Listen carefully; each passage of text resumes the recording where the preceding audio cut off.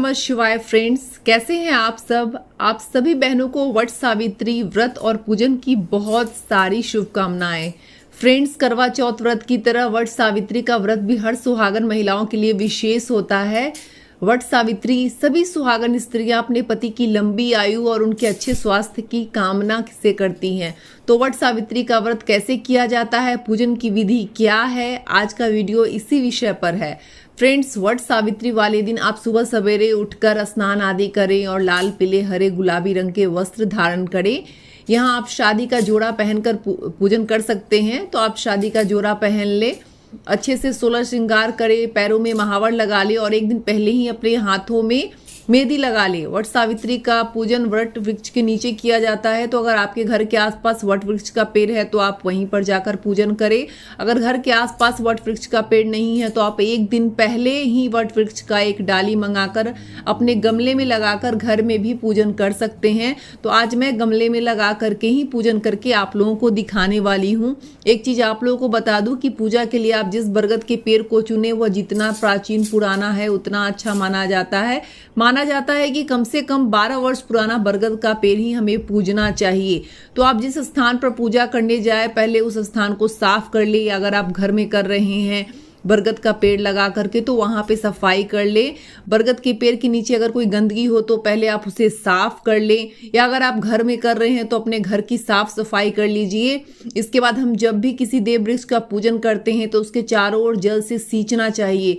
तो यहाँ पर कम से कम चारों ओर घूम करके आपको सींचना चाहिए। लेकिन अगर आप घर में कर रहे हैं तो आप सिर्फ एक जगह बैठ करके भी जल से आप सींच सकते हैं। तो यहाँ मैंने वट वृक्ष का जो पेड़ है एक दिन पहले मैंने मंगाया है और गमले में लगा लिया है। और देखिए, पूजा के सबसे पहले आपको क्या करना चाहिए, एक पत्ता निकालकर उसका गहना आपको पहनना चाहिए। तो आप अपने जूड़े में या चोटी में जहाँ भी हो आप उसको लगा लीजिए। और उसके बाद आप सिंदूर जो होता है वो मांग में लगाइए और नाक से पूरी जो सिंदूर होती है वो लगाइए। इस पूजा में इसी तरीके से सिंदूर लगाया जाता है। इसके बाद पूजा शुरू करने से सबसे पहले आपको खोइंछा लेना होता है। तो आप अगर आपके घर में कोई बड़े बुजुर्ग हैं तो उनसे भी आप खोइंछा ले सकते हैं, नहीं है तो आप खुद से ले लीजिए। और इसके लिए अगर आप एक पोटली रखते हैं तो अच्छा होता है, नहीं तो खाद्य सामग्री इधर उधर फैलने का चांस होता है। तो एक पोटली में करके आप अपने खोइंछे में रख लीजिए। यहाँ मैं वट वृक्ष को सींच रही हूँ। आप अगर वट वृक्ष के पेड़ की पूजा कर रहे हैं तो आप चारों तरफ से सींचिए। अगर आप घर में कर रहे हैं तो एक जगह बैठ के भी आप जल से सींच सकते हैं। इसके बाद मैं ऐपन लगा रही हूँ। देखिए, ऐपन को आप रात में ही चावल भिगो कर रख लीजिए और उसे अच्छे से पीस कर उसमें हल्दी मिला लीजिए और ऐपन तैयार कर ऐसे ही किया जाता है। और यहाँ पे मैं सत्यवान जी और माता सावित्री का आकृति बना रही हूँ और 5 या 7 जगह आप थापे लगा लीजिए। आकृति बनाने के लिए कुछ कलाकारी करने की जरूरत नहीं है, बस आपकी आकृति पैर हाथ दिखनी चाहिए। इस तरीके से आप बना लीजिए आकृति।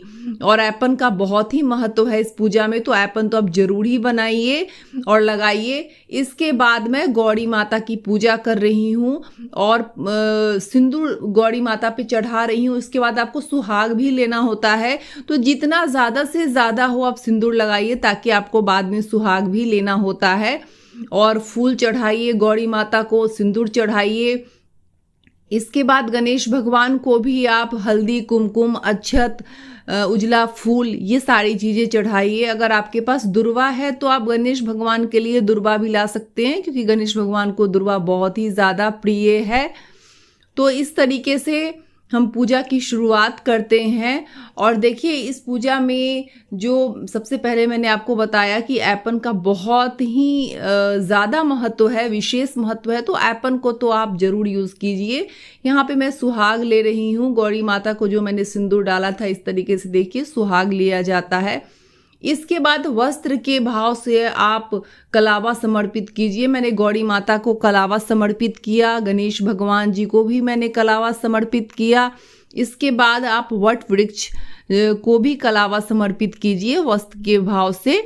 और गणेश भगवान को मैंने यहाँ पे जनेऊ भी समर्पित कर रही हूँ, क्योंकि गणेश भगवान को जनेऊ अति प्रिय है। अगर आपके पास नहीं है तो कोई बात नहीं है, लेकिन है तो आप कर दीजिएगा तो अच्छा रहेगा। इसके बाद देखिए जहाँ जहाँ आपने एप्पल लगाया है वहाँ पे आपको सिंदूर लगाना है। सत्यवान जी सावित्री माता की आकृति पे आप सिंदूर लगाइए, और जहाँ जहाँ 5 या 7 जगह आपने थापे लगाए हैं एप्पल के, वहाँ वहाँ आप सिंदूर का टीका अवश्य ही लगाएं। ऐसा शुभ माना जाता है और यही पूजा करने का तरीका होता है। और देखिए जो भी फूल आपके पास है, गेंदा का फूल, चमेली का फूल, जिस तरीके का भी फूल है आप वट वृक्ष को समर्पित कीजिए, गौरी माता को समर्पित कीजिए, गणेश भगवान को समर्पित कीजिए। ये वट वृक्ष वट सावित्री की जो पुस्तक होती है, कथा पुस्तक, वहाँ अगर आपके पास है तो उसकी भी पूजा कीजिए, ये अत्यंत ही महत्वपूर्ण है। इसके बाद पंखे का काफ़ी महत्व है। बांस के जो पंखे होते हैं 2 लेने होते हैं इसमें, एक वट वृक्ष को हवा करने के लिए और एक दान करने के लिए, और इसी पंखे से आप अपने पति को भी हवा कीजिएगा। तो पंखे पे भी आपको एप्पल लगाना है, सिंदूर लगाना है, और वट वृक्ष के पास आपको पंखे को रखना है। माना जाता है कि जो बांस के पंखे होते हैं उससे माता सावित्री ने, सत्यवान जी जब मूर्छित हो गए थे तो उनको हवा किया था। तो बांस के पंखे का बहुत ही महत्व है इस पूजा में, तो आप जरूर यूज कीजिए। जो आपके फल फूल की डाली होती है वो भी बांस की हो तो और भी ज़्यादा अच्छा है। यहाँ मैंने लोटे में एप्पल लगा लिया, सिंदूर लगा लिया, उस पर मैंने एक आम रख दिया, क्योंकि जब आप घर में वट वृक्ष से पूजा करते हैं तो आपको लोटे में जल भर के भी रखना पड़ता है। यहाँ पे अभी मैं प्रसाद समर्पित कर रही हूँ, तो प्रसाद में जो भी है, खीरा है, केला है, आपने अगर ठेकुआ, खजूर बनाया है, गुलगुले बनाते हैं, पूड़ी बनाते हैं, मालपुए बनाते हैं, तो जो भी प्रांत राज्य के हिसाब से थोड़े प्रसाद भी अलग होते हैं और पूजा करने का तरीका भी अलग होता है। लेकिन जो भी प्रसाद आपको चढ़ाना है वो प्रसाद आप भगवान पे चढ़ाइए, और जो भी फल फूल आपको दान करना है उसमें भी आप एप्पल लगाइए, क्योंकि जैसा मैं बार बार बोल रही हूँ एप्पल का बहुत ज़्यादा महत्व है इस पूजा में। तो सारी चीज़ों में आपको एप्पल लगाना है। और देखिए इस पूजा में काले चने का बहुत ही महत्व है। तो प्रसाद के रूप में भले ही आप कुछ भी ना चढ़ाए, लेकिन काला चना तो आपको चढ़ाना है। तो एक रात पहले ही आपको काले चने को भिगो करके रख देना होता है और पूजा में काले चने का उपयोग करना होता है। जब आप फेरी लगाते हैं तो भी काले चने का उपयोग करना होता है। तो काला चना तो आपके पास होना चाहिए। श्रृंगार की चीज़ें भी अगर आप गौरी माता को दान करना चाहते हैं तो 2-2 चीज़ें आप दान कर सकते हैं, ताकि बाद में आप सारी चीज़ों में से एक एक ले लें, या जो भी आप दान कर रहे हैं उसमें से 1-2 चीज़ें आप अपने लिए भी रख सकते हैं। लेकिन श्रृंगार की वस्तुएं दान करना अति शुभ माना जाता है। माना जाता है कि हम जितना ज़्यादा श्रृंगार की वस्तुएं दान करते हैं हमारे सुहाग की आयु लंबी होती है।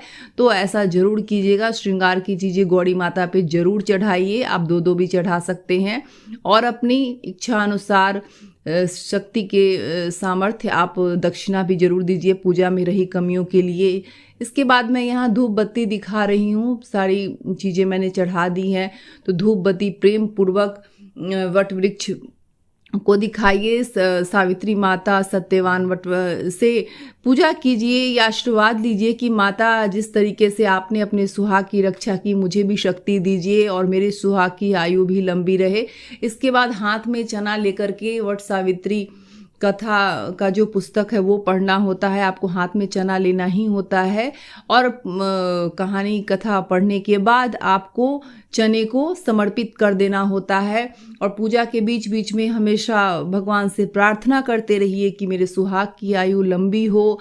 जिस तरीके से वट वृक्ष फलते फूलते हैं, बड़े होते हैं, उसी तरीके से मेरे पति की भी आयु लंबी हो, स्वस्थ रहें, इस चीज़ की कामना कीजिए। उसके बाद आपको फेरी लगानी होती है। फेरी लगाने के लिए आंचल में कुछ फूल लेने होते हैं और एक जगह धागे को लपेट करके, छोटा होता है वट वृक्ष का ये पेड़ तो थोड़ी दिक्कत होती है, और आपको क्लॉकवाइज घूमना होता है और चने भी हाथ में लेने होते हैं। जितना चना आप, अगर आपको 5, 7, 11, 108 बार फेरी आप लगा सकते हैं। 108 बार नहीं लगा सकते तो 5-7 बार तो ज़रूर लगाइए, और चना को रखते जाइए। गौरी माता को भी सिंदूर लगाते जाइए। जितनी बार आप फेरी लगाएंगे उतनी बार आपको सिंदूर लगाना है। एक चना भी रखना है, तो हमारी गिनती में प्रॉब्लम नहीं होती है। इस तरीके से गिनती हमारी खराब नहीं हो, इसके लिए चने का इस्तेमाल करना फेरी लगाने के समय बहुत ज़्यादा ज़रूरी होता है। और मैंने फेरी लगा ली है। और भगवान से प्रार्थना करते रहिए। यहाँ पे आपको वट वृक्ष को पंखा भी हिलाना होता है, उनको हवा देनी होती है, क्योंकि ऐसा माना जाता है कि जब सत्यवान जी मूर्छित हो गए थे तो सावित्री माता ने बांस के पंखे से ही हवा दी थी।